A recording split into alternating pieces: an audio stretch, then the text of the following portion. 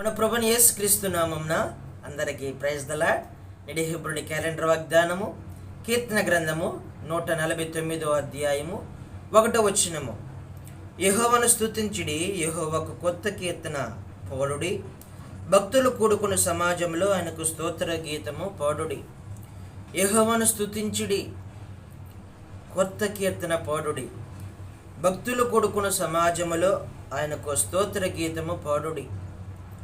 ఈ ఉదయకాల సమయంలో దేవుడు మనతో మాట్లాడుతున్నటువంటి మాటలు, దేవుని స్తుతించాలి, దేవుని కొరకు మనము క్రొత్త కీర్తన, క్రొత్త అనుభవములో ఆరాధించే వారముగా, పాడేటువంటి వారముగా, భక్తులు కూడుకున్న సమాజములో ఆయనకు స్తోత్ర గీతము పాడేటువంటి వారముగా. పాట దేవునికి మహిమ చెల్లించేటువంటి వారముగా, దేవునికి స్తుతి చెల్లించేటువంటి వారముగా ఈ ఉదయకాల సమయంలో మనము అలాగా ఉండాలి అని దేవుడు మనతో మాట్లాడుతూ ఉన్నాడు. సంతోషముతో ఉన్నటువంటి వారు కీర్తనలతో వారు దేవుని మహిమపరచాలి అని మనము యాకోబు రాసిన పత్రికలో మనము చూస్తాము. సంతోషముతో ఉన్నటువంటి వారు అలాగా దేవుణ్ణి కీర్తనలతోనూ పాటలతోనూ దేవుని మహిమపరిచేటువంటి వారముగా ఉండాలి. ఇక్కడ భక్తులు కూడుకున్న సమాజములో ఆయనకు స్తోత్ర గీతము పాడుడి. ఇజ్రాయేల్ ప్రజలు పాట రూపములోనే దేవుణ్ణి ఆరాధించినటువంటి వారుగా, స్తుతించినటువంటి వారుగా మనము చూస్తూ ఉన్నాం. పాడేటువంటి అనుభవము, దేవుణ్ణి స్తుతించే అనుభవము, కొత్త కీర్తన కలిగినటువంటి అనుభవము మనము చూస్తూ ఉన్నాం. ఇజ్రాయేల్ ప్రజలు పస్కా పండుగను ఆచరించడానికి హిజ్కియా కాలంలో 2వ దినవృత్తాంతాల గ్రంథము 30వ అధ్యాయములో అక్కడ పత్రిక రాస్తూ వస్తాడు. బెయేర్షెబా నుంచి దాను వరకు ఉన్నటువంటి యూదా ప్రజలందరికీ, ఇజ్రాయేల్ ప్రజలందరికీ పత్రిక పంపిస్తాడు హిజ్కియా రాజు. పస్కా పనిని ఆచరించడానికి ప్రతి ఒక్కరు రావాలి అని అక్కడ పత్రిక రాసి పంపిస్తాడు. సమాజముతో కూడి పస్కా బలిని ఆచరించడానికి యెరూషలేములో కూడి అందరూ పస్కా బలిని ఆచరించాలని పత్రిక రాసి పంపిస్తూ ఉంటాడు. ప్రతి ఒక్కరూ రావాలి, ప్రతి ఒక్కరూ రావాల్సిందే, సమాజముగా కూడవలసిందే, పస్కా బలిని ఆచరించవలసిందే అని ఆ అధ్యాయంలో మనం చూస్తాము. 30వ అధ్యాయం 2వ దినవృత్తాంతాల గ్రంథం 35వ వచనంలో మనము చూస్తూ ఉంటాం. అలాగా 18, 17, 19 వచనాల్లో చూస్తే సమాజంలో చేరటానికి ప్రతిష్ఠించబడినటువంటి జనాంగముగా ఉండాలని లేవీయులకు అప్పగిస్తారు.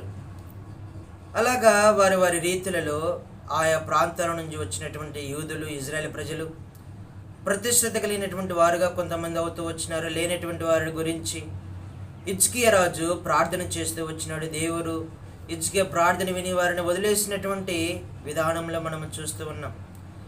సమాజముగా కూడకపోతే అనేకమైనటువంటి నష్టాలు ఉంటాయి.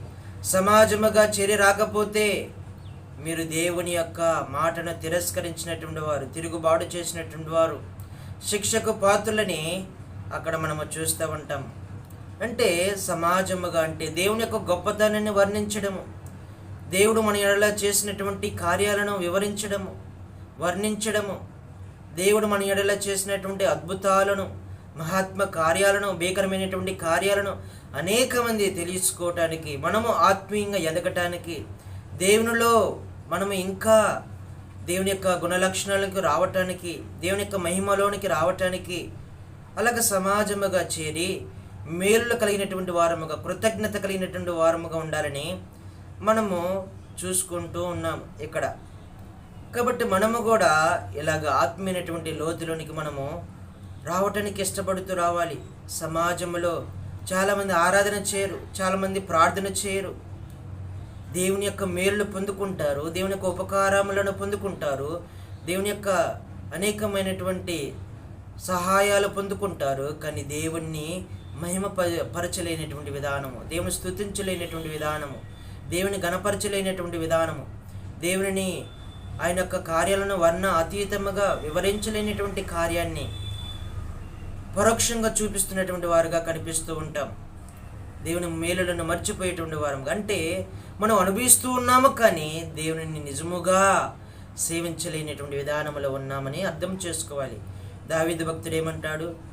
సంఘముతో చేరి, సమాజముతో చేరి జనులు దేవునికి మందిరమునికి వెళుదుమా అన్నప్పుడు సంతోషముతో గంతులు వేసుకుంటూ వెళుతూ వచ్చినాడంట.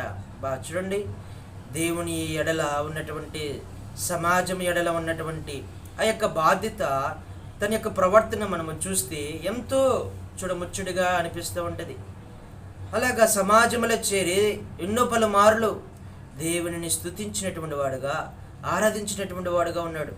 మనకు లోకాసు వార్త 17వ అధ్యాయంలో కూడా 10 మంది కుష్ఠరోగులు ఉంటారు. 9 మంది దేవుడు చేసినటువంటి ఆ యొక్క స్వస్థత కార్యము మరిచిపోయి, ఉపకారమును మరిచిపోయి వెళ్ళిపోతారు. కానీ ఒకే ఒక్కడ వచ్చి సంఘముతో చేరి గొప్ప స్వరముతో దేవుని మహిమపరిచినటువంటి వాడిగా కనిపిస్తూ ఉన్నాడు. అలాగ ఉండాలి, దేవుని అలాగ ఆరాధించాలి, స్తుతించాలి. సంఘముతో చేరాలంటే, సమాజంలో చేరాలంటే దేవుని ఎంతగా ప్రేమిస్తూ ఉన్నామో, దేవుణ్ణి ఎంతగా కొనియాడుతున్నామో, దేవుడు మన ఇళ్ళలో చేసినటువంటి అద్భుతాలు అనేక మంది తెలుసుకోవటానికి దేవుడు మన ద్వారాగా అనేకమైనటువంటి పాఠాలు నేర్పించాలని చూస్తూ ఉంటాడు దేవుడు. కానీ అది మనము నేర్చుకోము. దేవుని ఆరాధించాలంటే మనకు చేత కాదు. దేవుని ప్రార్థించాలంటే ఎప్పుడు నోరు మూసుకొని ఉన్నటువంటి వారముగా ఉంటాము. సనుగులతో గొనుగులతో వారెట్లా ఏరెట్లా అని అనుకున్నటువంటి వారముగానే ఉంటాము. కానీ దేవుడు చేసినటువంటి మేలులను మరిచిపోయి, దేవుడు చేస్తున్నటువంటి కార్యాలను మరిచిపోయి, సంఘముతో చేరి, సహవాసముతో చేరి దేవుని ఆరాధించలేనటువంటి వారముగా, స్తుతించలేనటువంటి వారముగా ఉంటాం. ఇక్కడ అందుకని దావీదు భక్తుడు ఏమంటున్నాడు 145వ అధ్యాయంలో, అనుదినము నేను నిన్ను స్తుతించెదను, నిత్యము నీ నామమును స్తుతించెదను. యెహోవా మహాత్యము గలవాడు, ఆయన అధిక స్తోత్రము నొందదగినవాడు, ఆయన మహాత్యము గ్రాహింప శక్యము కానిది. అనుదినము దేవుని స్తుతిస్తూ ఉన్నాడు, ఆరాధిస్తూ ఉన్నాడు. 146లో, యెహోవాను స్తుతించుడి, నా ప్రాణమ యెహోవాను స్తుతింపము, నా జీవిత కాలమంతయు నేను యెహోవాను స్తుతించెదను, నేను బ్రతుకు కాలమంతయును నా దేవుని కీర్తించెదను. ఎంత మంచి మాటలండి! క్రొత్త కీర్తన, క్రొత్త విధానములో మనము దేవుని ఆరాధించాలి, స్తుతించాలి. భక్తులు కూడుకున్న సమాజములో ఆయనకు స్తోత్ర గీతము పాడాలి, స్తుతించాలి, సమాజముతో స్తుతించాలి. మనకు మన యొక్క భక్సింగంగులు పెట్టినటువంటి దర్శనములో వ్యక్తిగతంగా ఆరాధించేటువంటి ప్రాముఖ్యత దేవుడు ఎంతగానో ఇస్తూ వచ్చినాడు. దేవునితో మాట్లాడుకునేది, దేవునితో మనము ముఖాముఖిగా ఆరాధన చేసుకునేది, ప్రార్థన చేసుకునేది దేవుడు మనకు ఎంతగానో ఇస్తూ వచ్చినాడు. వ్యక్తిగతముగా ఆరాధన చేయటము. అలాగా ఇజ్రాయేల్ ప్రజలు సమాజంలో కూడి అలాగా క్రొత్త కీర్తనతోనూ గీతములతోనూ దేవుని మహిమపరచాలని, స్తుతించాలని ఇక్కడ కీర్తనకారుడు చదివిస్తున్నటువంటి మాటలు. పాడుడి, స్తుతించుడి, ఆరాధించుడి, మీరు ఎలాగ ఉండాలి అని కీర్తనకారుడు సెలవిస్తూ ఉన్నాడు. భక్తులు కూడుకున్న సమాజములో, భక్తులు ఏడ కూడుకుంటామండి? దేవుని మందిరంలో కూడుకుంటూ ఉంటాం, దేవుని యొక్క సన్నిధిలో కూడుకుంటూ ఉంటాం, దేవుని యొక్క ఆవరణంలోనే కూడుకుంటూ ఉంటాం. ఆయనకు స్తోత్ర గీతము పాడుడి, సమాజములో ఆయన స్తుతించాలి. దావీదు భక్తుడు వలె సమాజంలో ఆయనకు కృతజ్ఞత స్తుతులు చెల్లించాలి, ఆయన మహిమపరచాలి, ఆయన గణపరచాలి, ఆయన హెచ్చించాలి. పాటల ద్వారాగా, వ్యక్తిగతమైనటువంటి మన యొక్క హృదయ ధ్యానము ద్వారాగా, మన యొక్క జీవిత బ్రతుకు కాలమంతియు దేవుణ్ణి ఆరాధించి స్తుతించేటువంటి వారముగా ఉండాలి. భక్తులు కూడుకుండు సమాజములో అది మనము నేర్చుకోవాలి. లేదు నేను ఒంటరిగానే ఉంటాను, ఒంటరిగానే స్తుతిస్తానంటే మంచిదే, కానీ ఆ కృతజ్ఞత మర్చిపోకుండా తిరిగి వచ్చినటువంటి వ్యక్తి మాదిరిగా మనము సమాజంలో గట్టి స్వరముతో ఆరాధించాలి దేవుడు చేసినటువంటి మేలులను. మన ఎడల దేవుడు ఏం మేలు చేసినాడండి? ఒకే ఒక మేలు. మిగతా అన్ని శరీర సంబంధమైనటువంటి మేలులే. మనకి ఇచ్చినటువంటి రక్షణ అది ఎంతో గొప్పది. మన కొరకు తల్లకు ముళ్ళకిరట, మరుచేతులు అరికల్లో మేకులు కొట్టించుకున్నాడు, బాధ నొందుతూ వచ్చినాడు, గాయపరచబడుతూ వచ్చినాడు, అవమానముగా భరించుకుంటూ వచ్చినాడు. మన కొరకు ఇంత గొప్ప మేలు ఎవరు చేస్తారండి? మన కొరకు ఎవరు ప్రాణం పెడతారండి? మన కొరకు ఎవరు దెబ్బలు తింటారండి? భౌతిక సంబంధమైనటువంటి మేలులు దేవుడు మనకి ఎన్నో ఇస్తూ వచ్చినాడు. ప్రార్థన సహవాసమని, సంఘమని, అపొస్తల బోధ అని, రొట్టె విరుచుటని ఎన్నో ఇస్తూ వచ్చినాడు దేవుడు. ఇవి మేలులు. సంఘముతో భక్తులు కూడుకున్నటువంటి సమాజంలో మనము దేవుని సంఘములో చేరి ఆయన చేసినటువంటి మేలులను మనము వర్ణించే వారముగా ఉండాలి. ఇలాగ ఉంటే దేవుడు భౌతిక సంబంధమైనటువంటి మేలులు కూడా దేవుడు మనకి ఇస్తూ వస్తాడు. మొదట నా నీతిని, నా రాజ్యముని వెతుకుడి, అప్పుడు ఇవన్నీ మీకు ఇస్తాను. శరీర సంబంధమైనటువంటి ఏమి తిందుమా, ఏమి త్రాగదమా, ఏమి ధరించుకుందామా, మీకు ఏమి కావాలో నేను ఇస్తాను. శరీర సంబంధమైనటువంటివి. మొట్టమొదటిగా ఆత్మ సంబంధమైనటువంటి మేలు. మొదట నా నీతిని, నా రాజ్యముని వెతకాలి. మనం పొందుకుంటూ వచ్చినాం. దీనిని బట్టి దేవుని ఆరాధించాలి, గణపరచాలి. దేవుడు నా కొరకు ప్రాణం పెడుతూ వచ్చినారు, నా కొరకు ఈ భూమి మీదకి వచ్చినాడు, నా కొరకు బాధపడుతూ వచ్చినాడు, నా కొరకు వేదన నందుతూ వచ్చినాడు, నా కొరకు ప్రభువైన యేసుక్రీస్తు వారి రక్తాన్ని చిందించినాడని హృదయమార మనము తలంచుకుంటూ దేవుని ఆరాధించే వారముగా, స్తుతించే వారముగా ఉండాలి. మనుషుడు వచ్చి సంఘములో చేరి గొప్ప స్వరముతో ఏ విధంగా ఆరాధిస్తూ వచ్చినాడో మనము కూడా సమాజంలో, భక్తులు కూడా సమాజంలో మనము కూడా మన యొక్క వ్యక్తిగతమైనటువంటి మాటల ద్వారా దేవుని వర్ణించాలి, స్తుతించాలి. మరిచిపోకూడదు దేవుడు చేసినటువంటి మేలు, మరిచిపోకూడదు. నిత్యము దేవుని ఆరాధించి స్తుతించే వారముగా ఉండాలి. ఇలాగ దేవుడు మనందరిని సిద్ధపరిచి నడిపించిన గాక. ప్రార్థన చేసుకుందాం. పరిశుద్ధుడా, ప్రేమగల తండ్రి, మీ పరిశుద్ధ నామాన్ని బట్టి వందనాలయ్యా.